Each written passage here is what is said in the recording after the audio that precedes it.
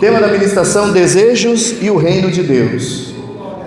Se você lê o Evangelho, os Evangelhos, João, que precede Jesus, ele vem anunciar: é chegado o reino de Deus. E Jesus vai continuar no seu ministério anunciando o reino de Deus. Ora, se Jesus está anunciando que é chegado um novo governo, Jesus vai anunciar que esse governo, ele vem para destituir o atual, que é o governo do mundo. O governo do mundo é o sistema do mundo.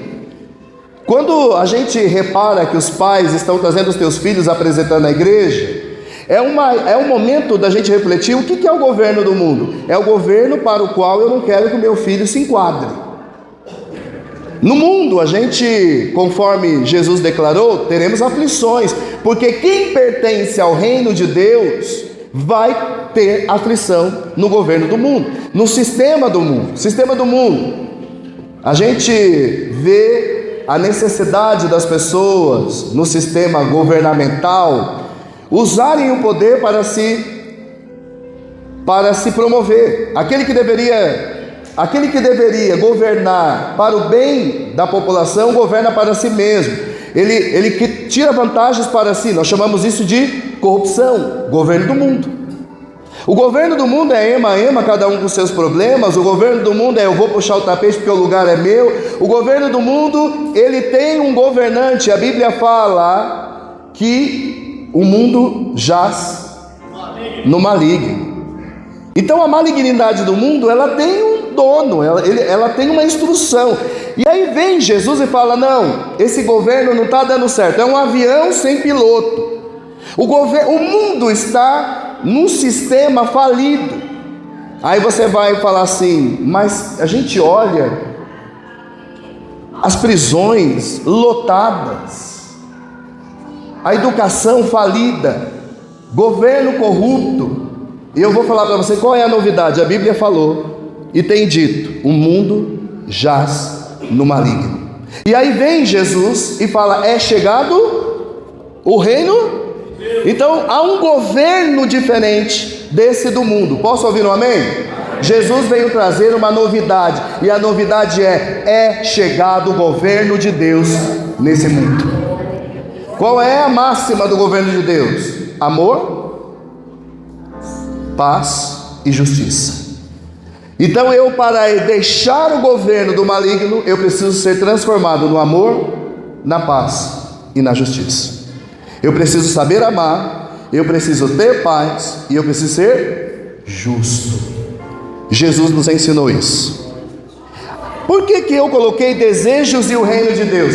Porque nós temos que tomar cuidado com os nossos desejos. Será que os nossos desejos firma os nossos passos no governo do mundo ou no reino de Deus? E eu quero dizer uma coisa sobre o que está acontecendo na igreja. A igreja hoje está fazendo uma grande massa de pessoas como se frequentasse um mercado. Hoje nós estamos abrindo as portas dos templos para receber cliente e não crente. Então hoje eu quero falar do crente cliente e do crente querente. O crente cliente é aquele que enxerga a igreja como um grande mercado. Eu vim buscar, mas não vim entregar.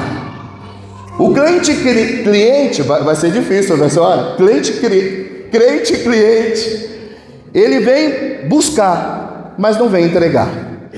Isso é muito forte. O crente querente, que é aquele, pastor, existe a palavra querente? Existe. É o que só quer. E a igreja tem se tornado um grande mercantilismo, formando uma massa de gente que só quer. Características do crente cliente eu vou falar para vocês. Então vamos lá. Primeiro, o mercantilismo da fé. No mercantilismo da fé, a igreja que é encarada como mercado, o irmão ou a irmã que vem, ele fala: eu vou para a igreja porque eu preciso recarregar as minhas energias. É o crente cliente, que acha que Jesus é o servidor. O crente, meu Deus, vai ser difícil. Aquele que encara a igreja como mercado, ele não cria vínculo, compromisso, porque ele só vem para buscar o que ele quer e não vem entregar. Mas o que a palavra diz? Entrega o teu caminho ao Senhor, confia nele e tudo ele fará. Então a relação para eu fazer parte do reino, não é o reino me oferecer, mas é eu me oferecer para o reino. Igreja mercantilista é a igreja que está criando cliente e não crente. Então por isso que eu quero conversar com você nessa manhã. O nosso relacionamento com Deus, meus irmãos, não pode ser na base do eu declaro, você vai receber um carro. Quem nunca, né? Eis que eu declaro, você vai ficar curado. Eis que declaro, é o cliente, só veio para servir. O cliente também ele diz, eu decreto, está decretado, está ligado no céu, eu recebo. Crente, cliente, eu recebo. O crente cliente só quer e não entrega nada. Nas igrejas. Outra característica do crente cliente ou querente é aquele assim, eu vou dar uma dica só para você identificar o crente cliente. O crente cliente é aquele que ele chega na igreja, se alguém pegou o lugar dele, acabou o culto. Vai tirar o cliente do lugar dele. O cliente é aquele que ninguém pode falar não para ele, porque as igrejas do crente cliente está falando para ele assim, o cliente tem sempre razão. Tira o crente cliente do lugar dele que você vai ver a briga que você vai arrumar. Outra coisa, quando esse tipo de crente não é atendido naquilo que ele quer, ele cruza o braço e assiste o culto sentado, que é para mostrar que ele não vai adorar, porque ele está chateadinho. Chatearam ele não vai mais adorar. E para ofender um pouquinho mais, ele liga o celular, para dizer assim, não estou nem aí, estou aqui, ó. Cliente. É o trava-língua que eu inventei, não é possível. O crente cliente, ele quer ser servido. Tem uma multidão de clientes dentro das igrejas, mas o Pai está procurando verdadeiros adoradores que o adorem em espírito e em verdade. Ele fecha a cara, ele olha para o celular. Ai de alguém se falar para ele desligar o celular na igreja. O chiclete é o tempo todo na boquinha. E depois, debaixo da cadeirinha. Não é, irmão Edson? Cliente. Há um cliente dentro da igreja. Então, irmãos, a igreja mercantilista que está criando essa massa não está mais suportando. Aquele que vê Jesus como um ofertório para ele, está caindo as vendas, porque o tempo hoje está mostrando que os servos do Senhor precisam se revelar nesta geração. Os verdadeiros adoradores precisam mostrar que eles estão entregando ao Senhor a sua vida, para que haja confronto. Na igreja mercantilista é tudo para satisfazer o cliente, afinal o cliente sempre tem razão. Não. Se você veio para a igreja e você ficou confrontado pela palavra, seja bem-vindo, esse é o verdadeiro evangelho. Se ele está falando que o caminho que você está vai te levar para o abismo, tome cuidado, bem-vindo ao evangelho. É o reino de Deus que está sendo anunciado. É chegado o novo governo, irmãos. Chega de viver no governo do mundo.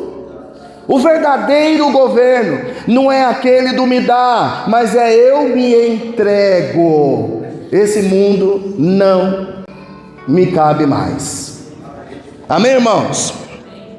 Abra sua Bíblia no Evangelho conforme escreveu Mateus. Mateus capítulo de número 6, versículo 10. Evangelho conforme escreveu São Mateus, capítulo 6 e versículo 10. Cliente na igreja não vai ter mais espaço. Eu profetizo isso em nome de Jesus. Ele não veio para buscar e salvar clientes. Ele veio para buscar e salvar os oprimidos. Chega! Pastores estão, eu vou fazer uma denúncia, criando uma massa de falsos cristãos, que não pode ouvir não. Meu irmão, desculpa, eu vou ser bem pastor agora. Se você estiver dentro da tenda da paz, fazendo uso de celular, vai ter um diácono que vai falar: irmão, por favor, se você quiser, vá até lá fora. Este espaço é o espaço que nós chamamos o Rei dos Reis e o Senhor dos Senhores. Devemos ter reverência. O que está escrito? Pode projetar para a gente, Carol, por favor? Evangelho conforme escreveu São Mateus. É um compilado do Sermão da Montanha. E aí Jesus ensina na oração como nós devemos falar com Deus. Amém, irmãos? E aí ele fala: venha, seja feita assim na terra. Cadê o me dá, sou eu e a minha vontade? Não foi isso que Jesus ensinou. Eu não sei da onde que as igrejas estão tirando que a tua vontade será satisfeita. Aliás, tem um momento que a Bíblia fala: agrada-te do Senhor e Ele satisfará o desejo do teu coração. Antes de eu ter o meu desejo satisfeito, eu devo agradar o meu Senhor. É isso que a Bíblia diz. Bom, vamos lá. Jesus disse: venha o teu reino. Jesus disse: seja feita a tua vontade. Jesus disse: assim na terra como nos céus.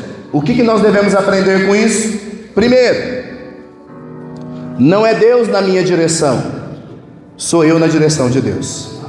Primeiro aprendizado desta manhã: venha o teu reino, sou eu na direção do reino de Deus.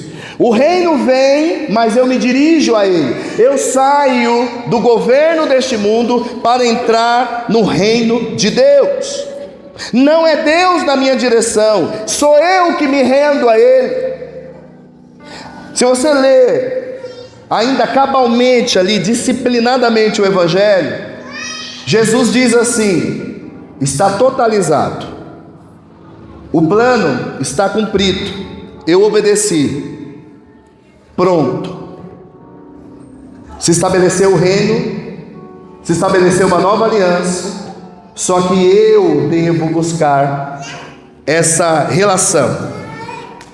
O que eu aprendo também com o que devo entender sobre venha o teu reino? Os meus desejos devem estar alinhados com esse novo reino. Irmãos, muitas pessoas têm me procurado assim: pastor, muitas não, relativamente tem aumentado, mas algumas pessoas têm me procurado para dizer assim: devo me separar?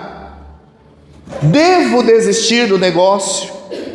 Pastor, eu devo ir ou eu devo ficar? Desculpa, irmãos, é uma massa de pessoas covardes, que antes de vir perguntar para o pastor, já deveria ter a instrução do próprio Espírito. De repente, talvez a conversa com o pastor deveria ser: me ajude nesta decisão, o que o senhor pode me orientar nesse sentido? Agora, delegar para alguém decidir, está faltando fazer parte do reino. Quem faz parte do reino está decidido, e o que Deus decretou, eu farei.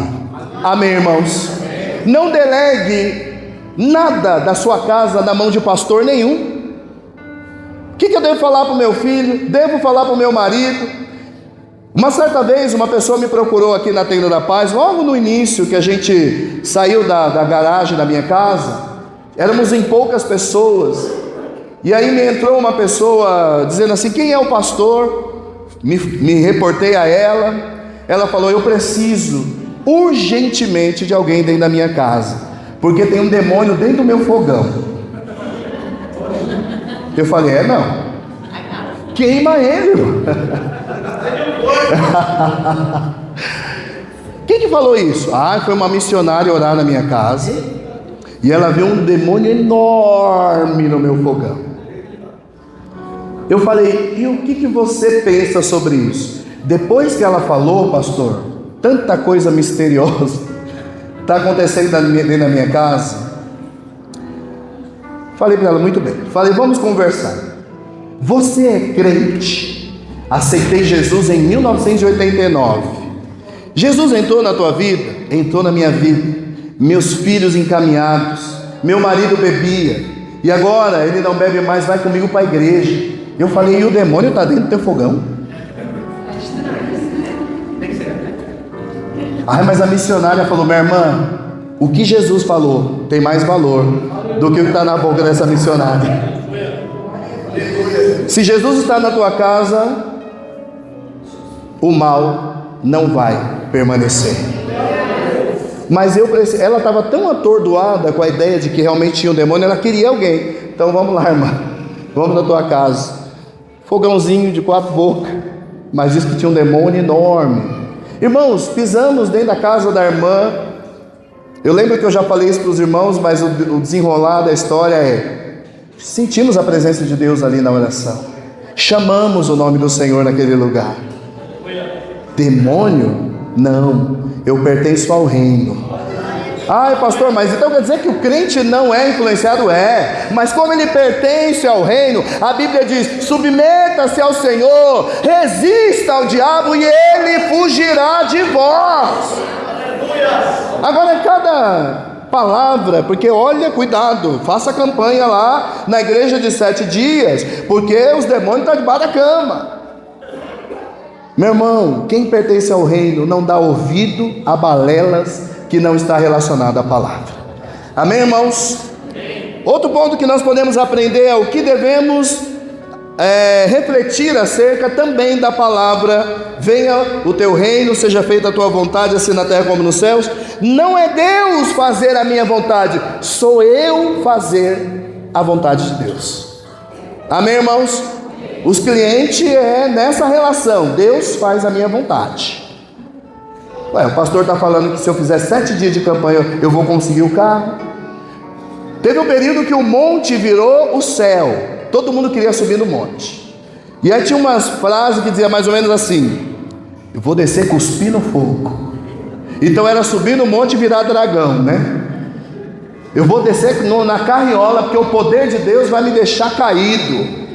Não, irmão, não é para isso que Deus nos chamou.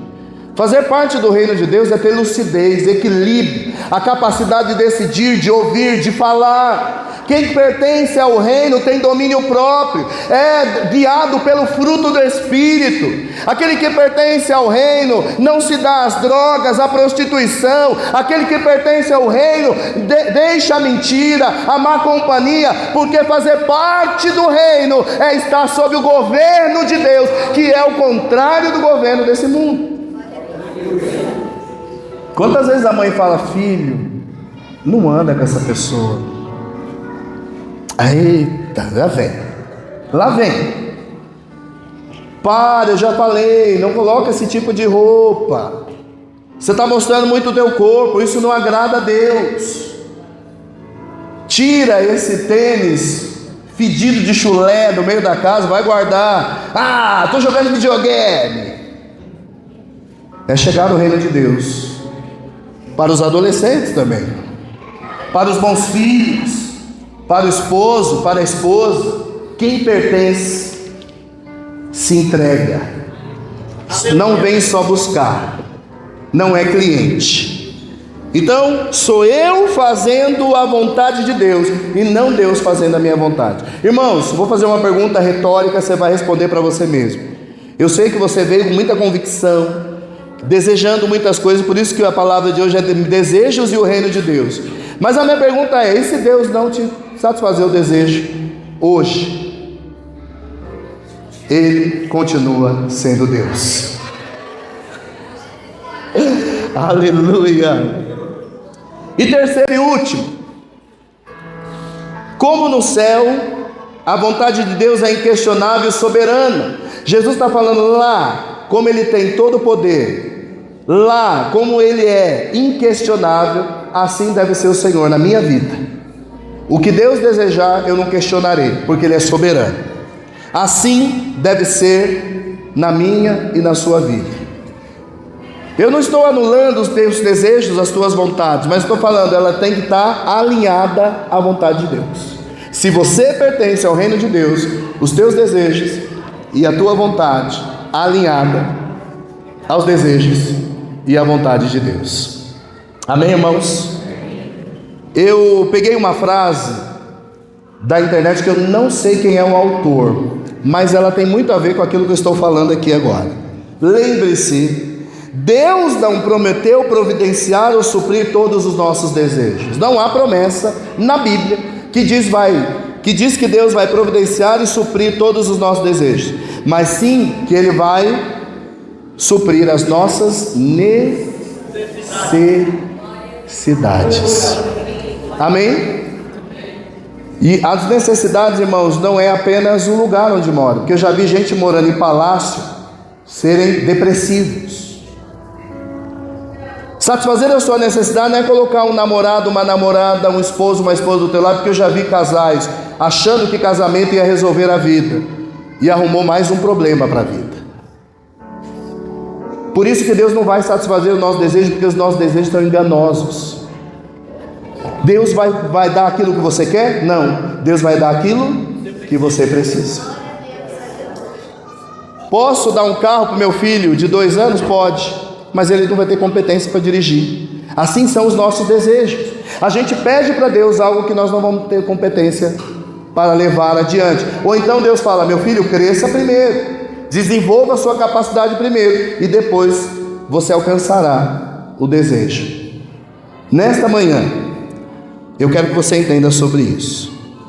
Eu termino essa ministração sobre uma fala do apóstolo Paulo, que ele fala: sabe o que é o nosso desejo? Esterco. Desculpe o termo, mas ele fala que a nossa vontade é que nem cocô. Desculpe o termo pejorativo, é Paulo que fala. Abra sua Bíblia comigo, Filipenses 3. Olha o que Paulo fala sobre os desejos humanos.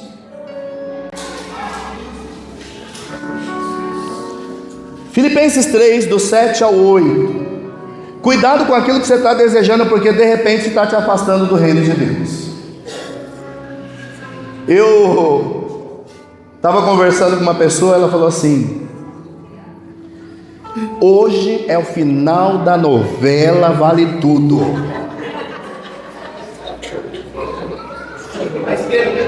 O milionário, usando torneios de eletrônica, saiu muito bem na foto. Rico, milionário, e não estava preso.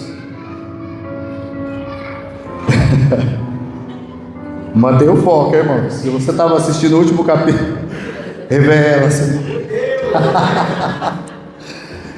No último capítulo do Vale Tudo, recorde de audiência.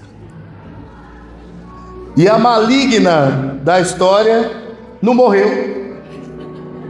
Todo mundo, uau, que final! O reino de Deus se estabelecer. Nós estamos vendo uma geração torcendo para que o casamento de um se desfaça, para que o casal fique junto com o outro. Irmãos, que tipo de massa é essa que nós estamos construindo? Torcendo para o vilão que matou, que discriminou, que roubou, e está lá aplaudindo. Meu irmão, temos que tomar cuidado. Vamos ler? Filipenses capítulo 3, do 7 a 8 diz: mas o que para mim era lucro, Paulo está falando, o que para mim era vantagem, passei a considerar perda. Paulo está falando, então para mim era valorizado, agora para mim não tem valor, por causa de Cristo. Então ele está falando, a minha vontade de antigamente agora não tem nenhum valor por causa de Cristo. Amém, irmãos? O copão de cerveja, 1, 2, 3, 4, 5 garrafas, que depois ia fazer eu perturbar a minha família, não tem mais valor, porque hoje eu não sou governado pelo copo de cerveja. Paulo está falando, isso para mim é nada. E ele continua, mais do que isso, considero tudo como perda, comparado com a suprema grandeza do conhecimento de Cristo Jesus, o meu Senhor, por cuja causa perdi todas as coisas. Ele está falando, perdi amigos, valores, não me aceitam mais em alguns grupos, mas perdi por causa de Cristo. E olha o que ele diz, hein, forte: eu considero como esterco. Forte, né, irmãos? Para poder ganhar a Cristo. Tudo, olha o que ele está falando, tudo que me afasta de Cristo é imundície. Considera a minha vontade que afasta de Cristo. É isso que Paulo está falando. Os nossos desejos que nos afasta de Cristo é como esterco. Para analisar. Para pensar sobre isso. Lembre-se, Deus não prometeu providenciar ou suprir todos os nossos desejos, mas sim todas as nossas necessidades.